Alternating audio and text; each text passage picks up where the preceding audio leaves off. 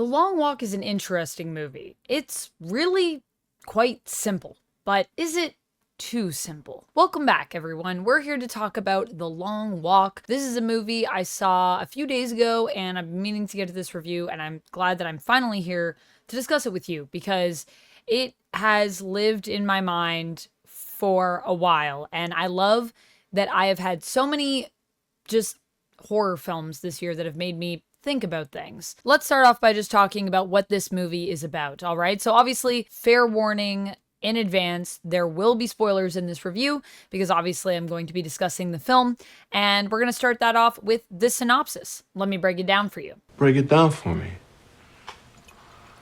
The book that this film is based off of was actually published back in 1979. It was written by Stephen King, who at the time was using an alias of Richard Bachman because he was just writing too many books at the time, and his publisher wanted to not overwhelm the market with Stephen King novels, and so said, you know, you can still write, but like maybe let's write some books under a different alias. So that is what the movie is based off of, and the whole premise for it is we're in this future and things have not been going well for the US. And so in a way to motivate the population, they decide to have this lottery where young men can enter. And if they are picked, they will do a marathon walk. The last person standing, the last person to still be walking at the end, is the person that will win. And they will win a prize that is an insane amount of money so that they'll be set for life, that they'll be able to support their family, and they also get one wish granted. Now, the catch to this little contest here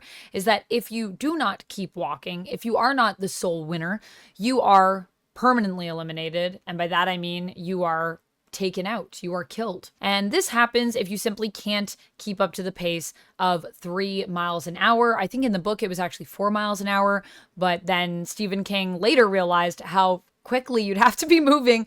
When I heard it was 4 miles an hour in the book, I was like, that's actually pretty fast. Like that would be really challenging. 3 miles an hour is a little bit more reasonable. So you have to keep it 3 miles an hour. And if you go below it, you get a warning. And if you get 3 warnings in a row, you're eliminated. The other thing is that your warnings reset every 3 hours. So that's what it's about. We follow a couple characters. Primarily the main character is Raymond Garrity, number 47, who is played by Cooper Hoffman, who is the son of Philip Seymour Hoffman. And then the other main character is Peter McVries, who's played by David Johnson. Peter McVries being contestant number 23 in this contest. And David Johnson, you may remember from Alien Romulus, which I did a review for on my channel. I loved him in that, and I loved him in this. So let's talk about what this movie is really about at its core and what kind of journey it takes us on, which is an interesting one. The fascinating part of this movie is that it is such a simple film. It really is a bunch of guys just walking, and as we watch them walk together, we learn a little bit more of their stories, and through their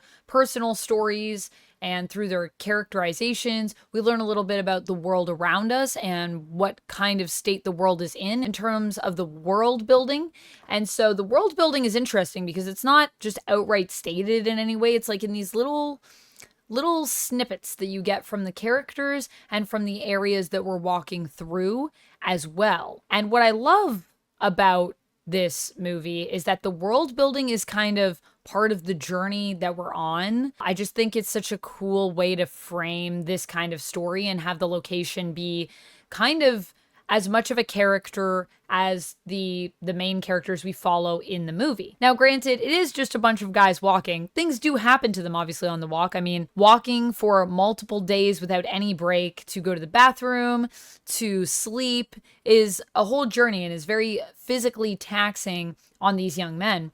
And we see them walking through and having to try to overcome all of these challenges on their walk of how do I keep walking when I have other things that I need to do to function. And even then, even if you are like the best at walking and going to the bathroom while you walk and sleeping and walking at the same time, in the end, it's almost like life, you know? Everything has to have an end. And the only guarantee in life, as, you know, Garrity says at one point to McVries, he says, the thing that I've come to realize as I'm on this walk when they're nearing the end is that there is one like certainty in life, and it's basically that you're going to die. And although that's really like horrifying, for some reason I find it really comforting. And it's true. I think that part of this depiction, at least of the story, the movie version, is talking a little bit about our life and the tribulations that we have to overcome on life. And yet at the end, all there is for us in the end is death. The guarantee is pretty much that everyone here will die except for one of them.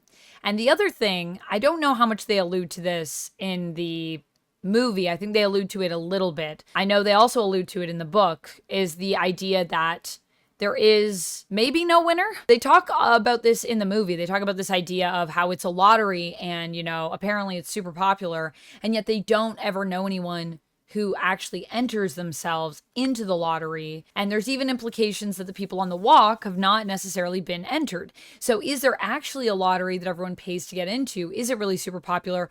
Or are people just drafted randomly? And drafted is also an interesting word to use here, because I think another thing that I love about this story is that there's clearly a lot of parallels, especially when you consider the time period in which this book was released and in which Stephen King wrote it. There was a lot of talk of the Vietnam War at that time when he was writing this book, and he was a young man in college. And so clearly the idea of conscription, of being drafted against your will to fight in a war when war is essentially meaningless, at least that's what this film would say about war, and I personally would agree with that statement. This idea that you're on this walk, obviously there's a lot of masculine stuff that the film deals with, a lot of stuff with toxic masculinity, what it means to be a man, what it means to be masculine. You may also notice that the major is someone that will not shut up about balls. He just keeps talking about balls the whole time. So there's a lot of specific language that's used in this and the fact that it's all men that go on this walk, that I think is very interesting. And I think that also ties into the military symbolism here, this idea of, being drafted against your will, it being like this exciting thing that everyone wants to be a part of. Everybody wants to fight for their country and wants to, do things to make their loved ones proud and to make themselves proud. This idea of nationalism as a kind of a false idol, in a sense, where we stand up for a country and stand up for what that country believes in, but at the end, what do we have to show for it? And how war simply just wears us down to the point that we can no longer keep going, that we can no longer keep walking, and ultimately all of us give up. There is no winner in war. So the idea of the winner being potentially fictional ties into that whole mindset as well. We don't know about these winners. We just hear these tales of, these epic heroes, but no one really knows what happened to the people that won the long walk. It's a mystery. And the people that they do even seem to know about are people that won and then shortly after died as a result of potential injuries they sustained mentally or physically from the walk. And we watch that happen to these boys as they walk. I think the benefit of this movie is that because it is such a simple film, what we really get to zero in on is these amazing little moments with these actors, these characters building relationships together, and the little horrors of awkwardness, dealing with strangers, people you don't know, who you're supposed to be close with. This idea of kind of almost a false sense of camaraderie, like we're all a bunch of boys, so we're all in this together, but at the same time, we're all competitors. And that is also, I think, evocative of that idea of this masculinity that makes everyone feel as though they must fight and challenge one another because there has to be some kind of alpha. And yet at the same time, there's supposed to be camaraderie and being, one of the boys here on the walk. So there's elements of that. I think there are also just these really beautiful, truthful performances from these actors. A lot of little close-ups and a lot of silence in this film, which I really enjoyed, because we have performers here that can clearly carry the movie. I think it was a very strong cast, and that is what honestly makes the movie so good and what makes it work, because what we're doing is we're really just walking along, and so you get these long shots sometimes too, where people are acting out these scenes, and it's just about everything they say and don't say, and the way that they all react and respond to each other, and the way they react and respond to the horrors that they witness, that they experience along the journey. Once they start to realize that, the promise that if you do not keep up, you will be eliminated, with one of the youngest among them being eliminated first, the youngest among them being eliminated first. And, Mark Hamill as the major has that hauntingly awful and yet somewhat beautiful line of, you always remember the first and you always remember the last. And just this idea of the first one to fall, there is some glory in that. The idea that all of this is almost being done for glory, to inspire a nation, if that is what it is. I mean, I really think that what it boils down to is what this walk is about, is keeping the nation in fear, keeping them controlled in a way that is also what war is about, right? It is that choice of, these people, we need to fear them and we need to fight them. And it's just really sad when people are pushed to a point of war. However, the ending is also really interesting in this movie. And we're going to get to that in a minute, because that ending, I feel like, has been a controversial subject for a lot of people. I saw people talking about it in my short, and I've seen people talking about it on the internet, so I want to talk about that. But before we do, I just want to mention that this is a movie that I definitely feel I need to watch again, which I love about it. I think there is so much going on in terms of the symbolism of even conversations, some of the foreshadowing of things that are happening as well. And I think I only picked up on some of it during my first watch through, and I really want to get into more of what everything is here to represent and mean, because I think that every conversation that is had is not just about the characters and their stories. It's also trying to say something about society, about life, about war, about something else. And that is something that I loved about it. But yet at the same time, there is a kind of grounded nature to some of these boys' moments. Now, some of them are also a little outlandish and a little bit over the top, and maybe some of these moments as well where people are taken out, like the moment with the spoon when Gary, who is played by Charlie Plummer, takes himself out of the race. That moment is obviously, that was a lot. But I think the way that it's built up, all of that feels so grounded, which is what allows you to buy into some of the absurdity of the violence that we see in this film. And almost like you believe it, like you buy into it, because you see how desperate these characters have become over time. Their degradation over time is just so well showcased in the movie. And sometimes it's so subtle. It can be so physical. It's not necessarily people talking about it. It's just the way that they walk, the way that they move over time. I would love to see the beginning of this film and the first few shots of the boys walking, and then look at the end and the last few shots of like the last kind of group walking together and see just how much that changes. It is horrifying. Just even the concept of walking over 300 miles is a horrifying concept. What that would do to your body, I don't want to know. I don't want to imagine it. And I think the times when I'm the most uncomfortable in this film is when I'm just worried about what will happen, where we're headed, or what is currently going on that is being masked. Now, the ending is interesting because I have heard it is different from the book. I will say I have not read the book. I have only heard people talking about it online.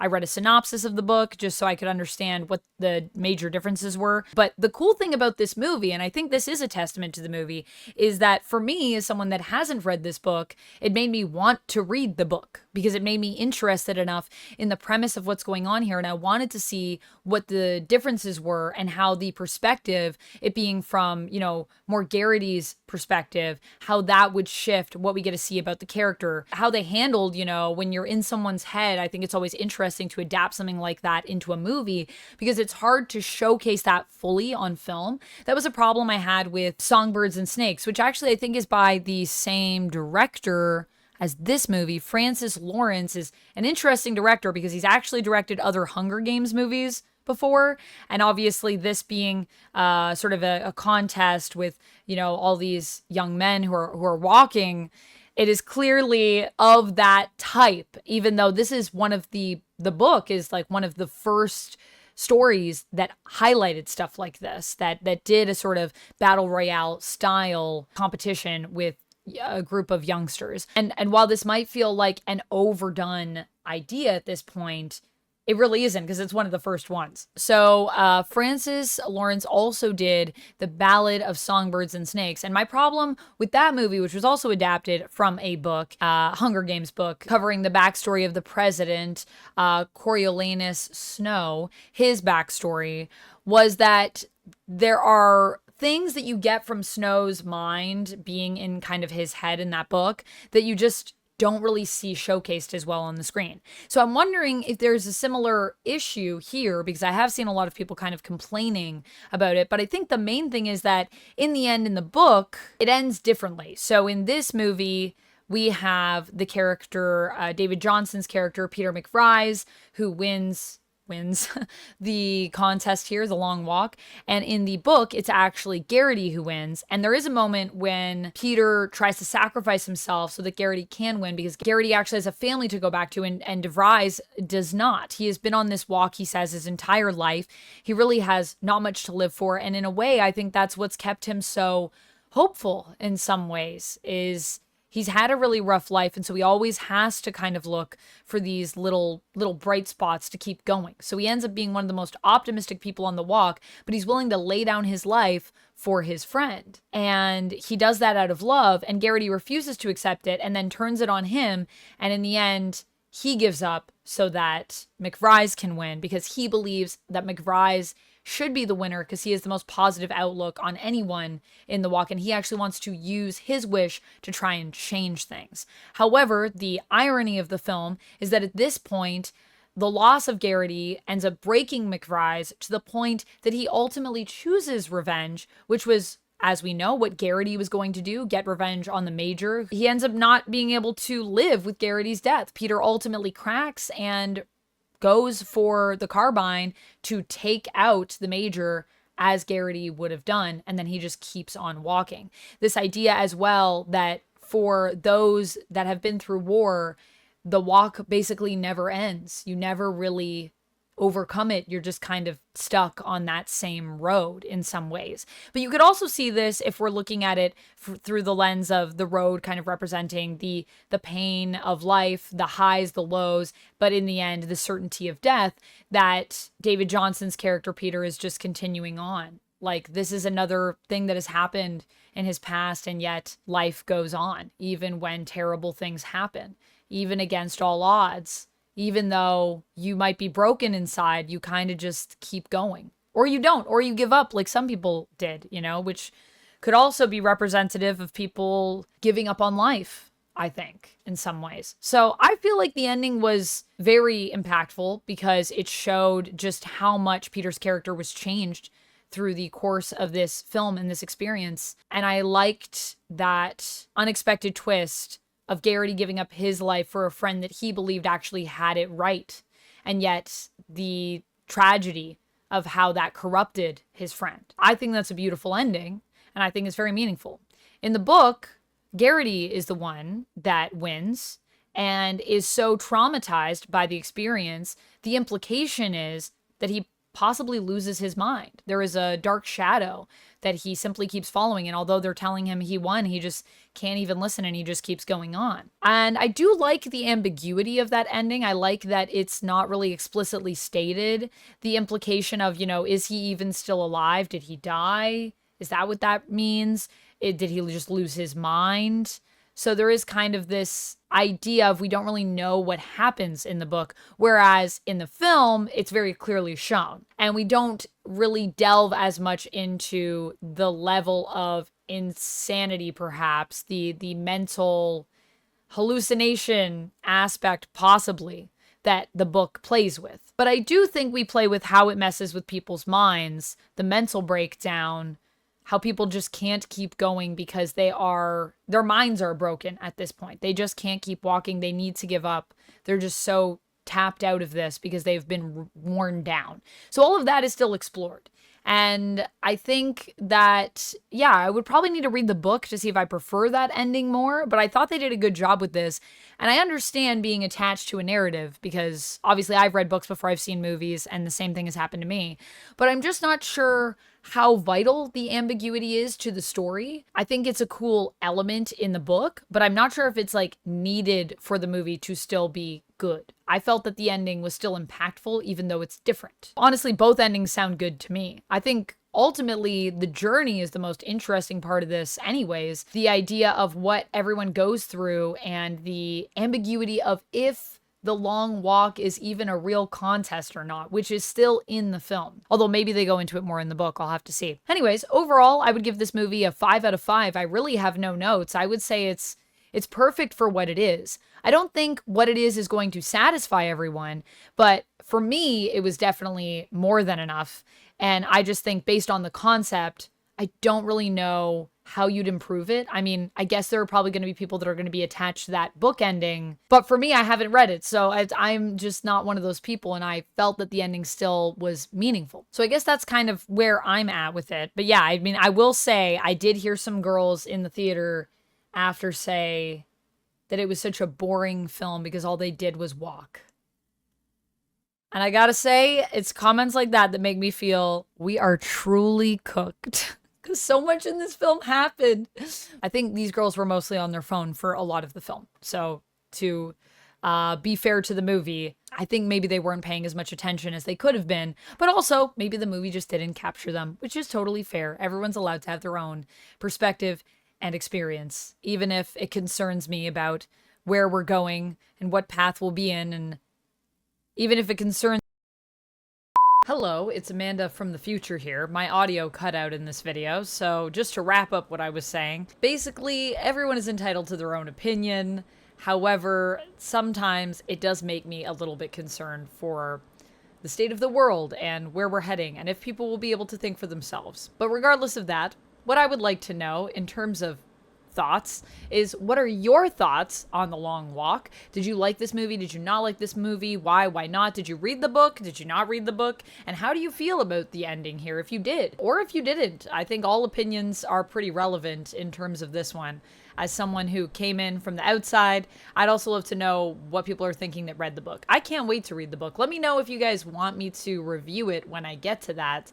I have a list of books, but I do also read novels while reading comics and all that good stuff.